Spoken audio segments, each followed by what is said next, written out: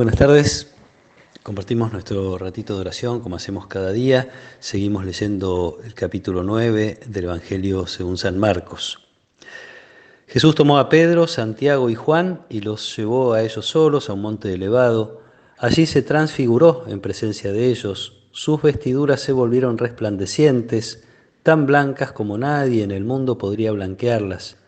Y se les aparecieron Elías y Moisés conversando con Jesús. Pedro dijo a Jesús: Maestro, qué bien estamos aquí. Hagamos 3 carpas, una para ti, otra para Moisés y otra para Elías. Pedro no sabía qué decir porque estaban llenos de temor. Entonces una nube los cubrió con su sombra y salió de ella una voz: Este es mi Hijo muy querido, escúchenlo.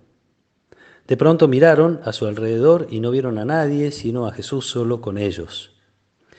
Mientras bajaban del monte, Jesús les prohibió contar lo que habían visto hasta que el Hijo del Hombre resucitara de entre los muertos. Ellos cumplieron esta orden, pero se preguntaban qué significaría resucitar de entre los muertos. Y le hicieron esta pregunta: ¿por qué dicen los escribas que antes debe venir Elías?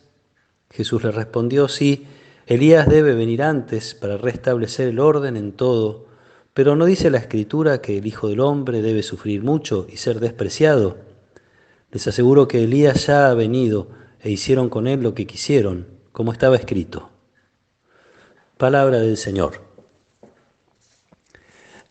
Recordamos que Jesús les había anunciado la pasión a los discípulos con esta situación incómoda con Pedro, que no entiende y se opone al proyecto que Jesús tiene y que quiere cumplir siguiendo la voluntad de Dios por fidelidad a Dios su Padre. También los había invitado a los discípulos a cargar su cruz con todo lo que eso significaba también en lo cotidiano, no solo en el final de la entrega de Jesús, sino en el rechazo, en la incomprensión del anuncio del Evangelio, de lo que el Evangelio quiere proponer. Ahora parece que quiere regalarles, al menos a Pedro, Santiago y Juan, un momento de consuelo, que puedan ver esa gloria de Dios que está en Jesús, pero que habitualmente está escondida. Y en esta transfiguración aparece la palabra del Padre, la confirmación de Dios respecto de la misión de Jesús, esta nube que cubre, que a la vez que esconde a Dios, de algún modo lo revela, tan querida para el pueblo de Israel, sobre todo en su experiencia en el camino del desierto, la nube que acompaña al pueblo de Israel hasta llegar a la tierra prometida. Y en esa nube la voz de Dios, diciendo: este es mi Hijo amado, escúchenlo. Y curiosamente desaparecen Moisés y Elías, que son los 2 grandes personajes a los que todo buen israelita tenía que escuchar y leer.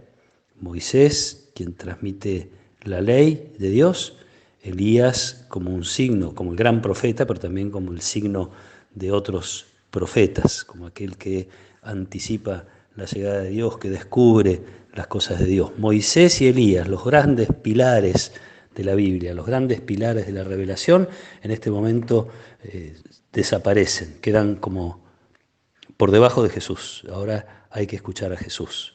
Escuchar a Jesús, que es lo que intentamos hacer a medida que vamos siguiendo sus pasos, meditando en su palabra, mirando lo que hace, no solo escuchando lo que dice. Escuchar a Jesús que los discípulos vienen haciendo con alguna dificultad. Podríamos hacer aquí un paralelo de aquella imagen del ciego que empieza a recuperar la vista poco a poco. También los discípulos empiezan a entender poco a poco. También los discípulos escucharon, y probablemente este sea el punto clave de la palabra del Padre en este momento. Escúchenlo, escuchen a aquel que les acaba de anunciar el camino de la pasión. Escuchen a aquel que vuelve a hacer referencia al camino de la pasión, y lo hace a medida que van bajando del monte. ¿No dice la Escritura que el Hijo del Hombre debe sufrir mucho y ser despreciado? Está Jesús diciéndonos esto, invitando a los discípulos a entender ese camino, insisto, no solo para Jesús en función de su fidelidad a Dios, sino también camino ofrecido a los discípulos. También nosotros de algún modo cargamos la cruz en la medida en que por vivir el Evangelio tenemos que padecer algunas cosas, empezando por la incomprensión, el desprecio, pero de muchas otras maneras también cargamos la cruz. Es bueno descubrir en Jesús aquel que puede no solo fortalecernos en el momento de cargar con nuestros dolores, dificultades y cruces, sino de darles un sentido. Nosotros podemos compartir la cruz de Jesús en la medida en que nos toca sufrir, también como un camino a través del cual misteriosamente Dios quiso y quiere hacerse presente en la historia. Las cruces que llevamos son la cruz de Jesús, las heridas que tenemos son las heridas de Jesús, y ofrecidas y vividas en comunión con Jesús son fuente de gracia, curiosamente y milagrosamente, pero ya sabemos que es así. Pidámosle a Jesús que podamos entender cada vez más este camino en el cual los sufrimientos, las dificultades, las cruces no son nunca la última palabra.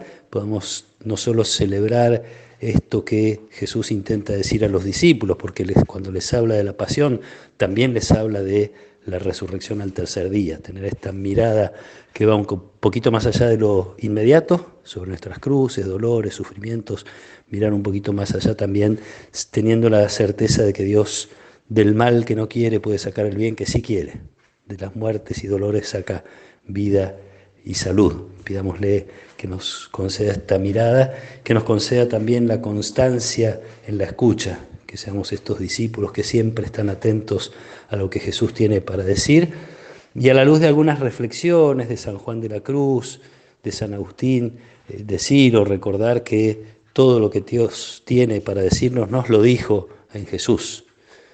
No hay otra cosa que nos pueda decir, y en todo caso se trata de hacer silencio en el corazón para poder escucharlo. Que el Señor nos acompañe en esta tarde, que Él nos proteja y nos bendiga. En el nombre del Padre, y del Hijo, y del Espíritu Santo. Amén.